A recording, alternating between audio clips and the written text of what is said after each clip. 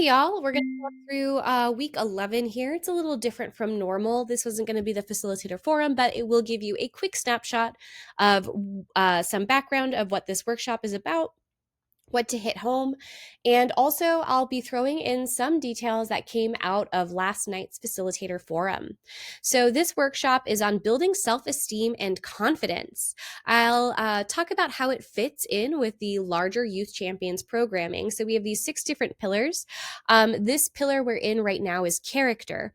So, last week we started with um, uh, identifying values and seeing how our lives line up with those values and finding ways to align our lives even more with the values we have. So seeing where we're out of sync and figuring out if this is who I want to be, what can I do now to be more like that person, whether it be being more respectful or more kind or more courteous, whatever those values are, figuring out what are my opportunities to exhibit that even more. Where might I not be fully living up to my potential?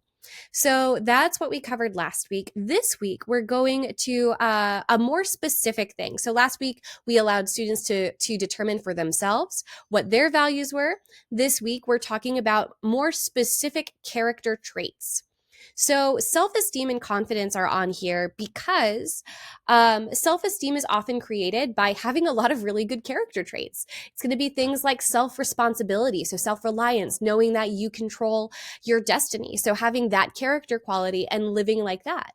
Another one would be being able to follow through on what you say you're going to do. So that idea of follow through is an important thing. And all of these things help build self-esteem. And this is going to be based off of a gentleman who wrote a book about the 6 pillars of self-esteem. All of these character qualities are going to build up into it. But self-esteem is a really, I know this can be a word that means really different things to different people. For us in this workshop, we're taking a look at the different character qualities that can help lead, like very practically, to self-esteem and confidence. So again, last week we covered building a life of character. This week we're going into what it looks like to have self-esteem based off of character qualities and how you act in relation to them. So the first one is about having an honest understanding of who you are. So being realistic, it's honesty, it's understanding who you are, where you're at right now. You might not be exactly what you want to be or who you want to be. Your character qualities might not be as perfect. Maybe you get angry more often than you want to or whatever it is, but having that realistic understanding of who you are is an important part to step into. And also having some level of acceptance of yourself at that. So it's not saying to beat yourself up over the negative qualities, but to say, hey, I recognize that these are things that I am right now. So having that acceptance, not necessarily saying it's great that I am these things that you may want to change or improve, but just accepting that they are what they are right now. Then we talk about awareness as part of this. So, awareness of yourself, but also part of what we talk about in self esteem is general awareness in life. So, one of the things that builds self esteem, from the 6 pillars, is going to be mindfulness in day to day interactions. So, whether it be a moment that you are typically on autopilot, this is saying, hey, building mindfulness and living in the moment and being present, those things actually also help contribute to self-esteem. So again, this also relates kind of to self-control. It's because you're pausing, you're choosing, and you're making intentional choices, not just going with the flow or working on autopilot, but you're aware of the choices you're making and you are choosing them rather than just existing in an autopilot kind of way. So, our first online workbook question is going to be, what's one moment today where you can practice pause, notice your feelings without judgment, and respond thoughtfully? Someone brought up yesterday that one thing that might be helpful in this is not just a moment today, but a general circumstance you might face. Because some people, depending on when they're taking it, they might not have had a moment like this. Maybe it's a little bit of a tricky question. So, we're going to add a little more here. But practice pause, notice your feelings without judgment, and respond thoughtfully. For me, what I came up with, I really focused on like a moment where I can practice pause or awareness. And so for me, that can happen when I'm driving. I live in Los Angeles, so I end up when I'm commuting, driving an hour one way and an hour back, and that's a lot of time to be really focused on driving. But there are different things I can do during that time. Sometimes I choose to intentionally think through a specific topic that I'm trying to work through, or I'll use that time to think through like gratitude about certain people in my life and really meditate on what's so special and awesome about them. But I will say I don't always bring that awareness and that kind of mind space to when I'm driving, when I am a little more on autopilot. So for me, that's what came up here. I would say you don't need to necessarily focus on noticing your feelings without judgment unless that comes up naturally for somebody. But I would say just a moment to practice some pause.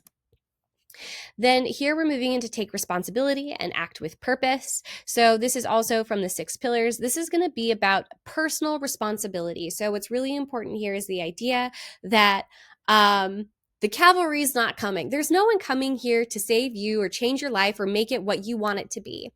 The person in charge of making your life what you want it to be is you. You're the one who has to take action. You are the one who has to make things happen. You can't sit in the background and hope someone's going to make something work for you.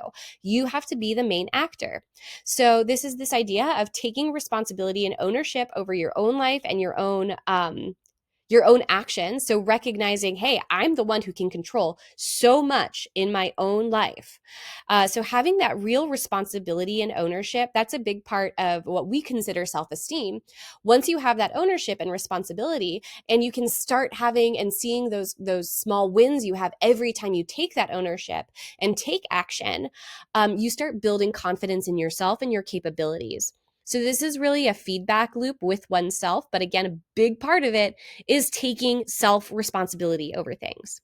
So persevering, even when things get tough, again, not trying to be like, throw your hands in the air, say, someone should help me with this, but saying, hey, what can I do in this moment? You are not helpless. You are the one who can help yourself more than anybody else can. And then having that growth mindset, realizing that challenges are just opportunities to learn, and not to get concerned if you're not growing or you're not experiencing more. Really just take it as like, okay, well, what can I do to learn from this? How can I grow more? And then using your daily actions with purpose. So once you know your why of why you're doing things, whether you're convicted from just your own goals or from your family or for so many other factors, understanding your why can really give purpose to your actions, which is a big way that people drive actions forward. Understanding your why is a big thing Youth Champions talks about on a lot of these topics, especially towards the beginning of the workshops when we focus on mindset. So we want people to be thinking about what drives them and be able to live a life with more purpose and not just floating around to whatever seems right at that moment. So here we've got another online workbook question. It says, what's a current challenge where you can shift from I can't to I'm learning how? So this relates to that growth mindset, that perseverance that we spoke about in the last slide. I think that this shift from I can't is what's very empowering for people and helps build that self-esteem because it's no longer restricting oneself. So again, just identifying a challenge and shifting from I can't or like I'm struggling with this to I'm learning how to do it with a positive energy to it. The next section is going to be on speak up and live with integrity. So one of the things that they talk about in self-esteem, these 6 pillars of self-esteem, is that that realization that if you are in a room, you are someone who is permitted to speak with reason. I'll say that. But for example, in a classroom, sometimes people feel shy to speak up because they feel like, well, is what I have to say really worth it? Is it stupid? Is it crazy? Should I even speak up in this moment? And we want to empower people to remember that, like, hey, yeah, you have a voice. You can ask questions. You can give feedback. People, like, if you are in that room, you can speak up. And especially with our students who tend to be a little more shy or sometimes wait for permission, this can be important. It's not saying everywhere you go all the time, you should speak. It's saying when you have something to say or when you have a question to ask, say it, ask it. It's not saying fill the world with fluff. And it's also not saying speak at inappropriate times. So there are moments when it is not appropriate to speak. We are not encouraging people to speak at inappropriate moments, but to remember that when they are in a situation where they are feeling shy because they're scared to speak, that a lot of times overcoming that fear and actually learning to speak up in those situations can help build self-esteem. And then the other part of this is living with integrity. So integrity is a super important thing with youth champions.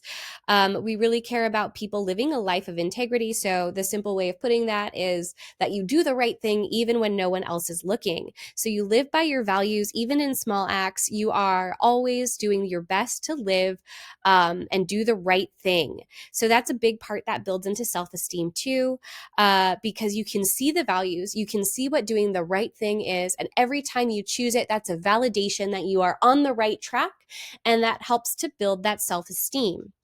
Also, I'll throw in here realism. So we talk a little bit about optimism, we talk a little bit about realism. I think one thing that also helps with self-esteem is being realistic. Actually, I don't think this, that's what the 6 pillars says.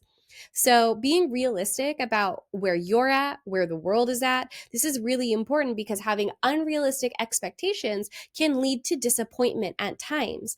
So this is talking about living purposefully, living integrity, and living realistically, understanding the world around you with a very realistic way. You can focus on what's possible, focus on how you can grow, but keeping it realistic is important. Then this last one is the online workbook question where we say this week, how can you combine assertiveness with empathy in a conversation or decision?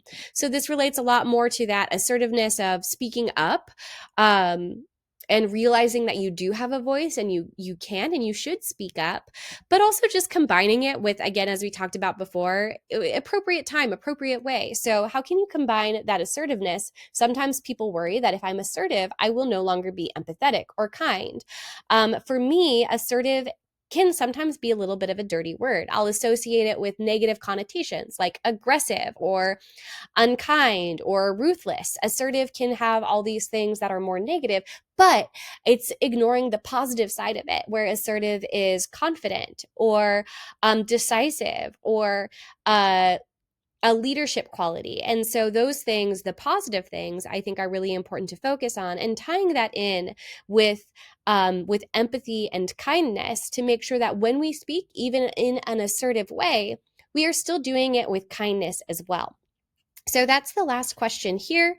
And then next workshop, again, we're reflecting on the whole year. We're ending out the work, the fall semester next week. So we only have one more Ignite speaker series left. That's for next Monday. That's going to be Eric Huberman.